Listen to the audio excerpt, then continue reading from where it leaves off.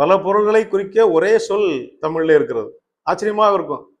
சில சொற்கள் எல்லாம் ஏராளமான பொருளை குறிக்கும். அகம் என்ற ஒரு சொல் இருக்கிறது. அது எத்தனை பொருளை குறிக்கிறது? ஒரு வேடிக்கையான ஒரு உரையாடலை பார்ப்போம். சம்படி ஒரு எக்ஸ் வர்றாங்க, இன்னொருத்தரை பார்க்கறாங்க, ஒரு ஒய்ய பார்க்கறாங்க.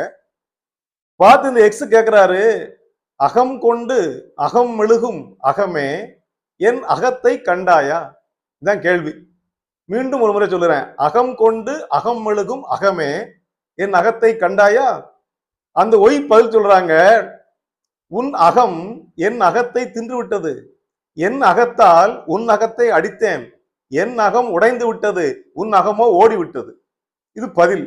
இப்ப எத்தனை முறை அகம் அகம் அகம் என்று சொல்லி இங்க வந்திருக்கிறது. ஆனால் பொருள் புரிகிறதா? பொருளை சொன்னால் புரியும். மாட்டுச் சாணத்தை கொண்டு வீட்டை மெழுகி கொண்டிருக்கிற பெண்ணே, என் ஒட்டகம் இந்த பக்கம் வந்தது பார்த்தாயா? அந்த பெண் சொல்கிறாள், உன் ஒட்டகம் காய போட்டிருந்த என்னுடைய தானியங்களை, கோதுமையை தின்று விட்டது. நான் கையில் வைத்திருந்த கரண்டியால் உன் ஒட்டகத்தை அடிக்க முயன்றேன். என் கரண்டி உடைந்து விட்டது. உன் ஒட்டகம் ஓடி போய்விட்டது.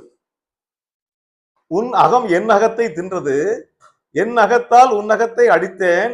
என் அகம் உடைந்து போனது, உன் அகமோ ஓடி போனது என்று சொல்லுகிற போது அந்த பதிலில் எத்தனை அடங்கி இருக்கிறது. அப்ப அகம் என்ற சொல்லிலே பெண், மாட்டுச்சாணம், வீடு, ஒட்டகம், கரண்டி, இப்படி எத்தனையோ பொருட்களை குறிப்பதற்கு ஒற்றை சொல் அகம் என்பது இருப்பது இது தமிழினுடைய மிகப்பெரிய சிறப்பு.